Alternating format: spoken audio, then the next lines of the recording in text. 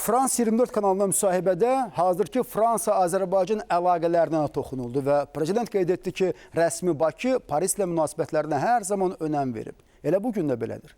Və bu münasibətlər əvvəlki prezidentlərin dövründə nümunəviliyi ilə seçilib. Prezident Emmanuel Macronun dövründə Fransa-Azərbaycan münasibətlərində yaşanan gərginliyin səbəblərini isə bir zəhmət bizdə axtarmayın. Xüsusən də 44 günlük vətən müharibəsi zamanı Fransanın tutduğu mövqe və açıq deyək, nə diplomatik etiket qaydalarına, nə insanlıq adına yaraşmayan hərəkətləri bütün münasibətləri faktiki sıfır nöqtəsinə qaytardı. Yəni biz istər müharibənin gedişində, istərsə də qələbənin ilk illərində demək olar ki, iki Ermənistan dövləti ilə mübarizə aparırdıq.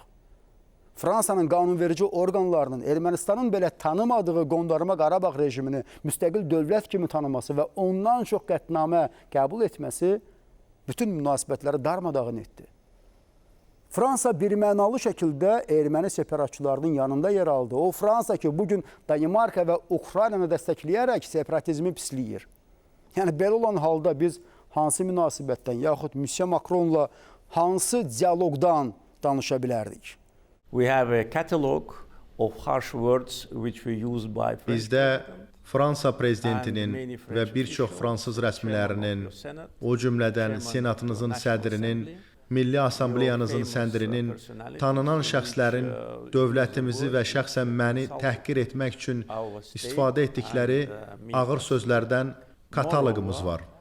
Bundan əlavə, 2020-ci ildə 2-ci Qarabağ müharibəsindən sonra və 2023-cü ildə antiterror əməliyyatından əvvəl xanım Pécresse, cənab Barnier, cənab Retailleau kimi çox tanınan şəxslər, bütün bu adlar auditoriyaya yaxşı məlumdur, Qarabağa qeyri-qanuni səfərlər etmiş və separatçılara dəstək vermişlər. Bu, Azərbaycan dövlətçiliyinə açıq təhqir və tam hörmətsizlik əlaməti idi.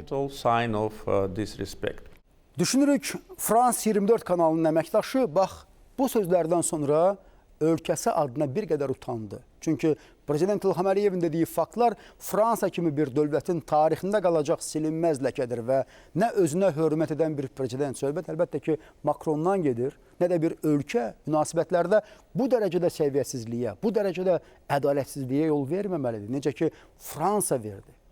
Bundan sonra Fransa rəsmiləri hansı üzlə regional sülhdən, əməkdaşlıqdan, demokratik dəyərlərdən danışa bilər? Amma bədbəxtlik də odur ki, danışırlar.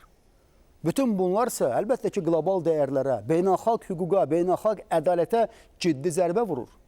Və dövlətlər, o cümlədən də Azərbaycan anlayır ki, heç də hər zaman beynəlxalq hüquqa arxalanmaq problemləri həll etmir. Elə qlobal aktorların hazırda davam edən müharibələri heç cürə dayandıra bilməmələrinin kökündə də məhz beynəlxalq normativlərin işləməməsi, liderlik iddiasında olan dövlətlərin beynəlxalq hüquq deyil, şəxsi maraqlardan çıxış etməsidir. Nəticədə nə baş verir? Göz önündədir. Bugün dünya nizamı özünün bəlkə də ən ciddi böhran dövrünü yaşayır.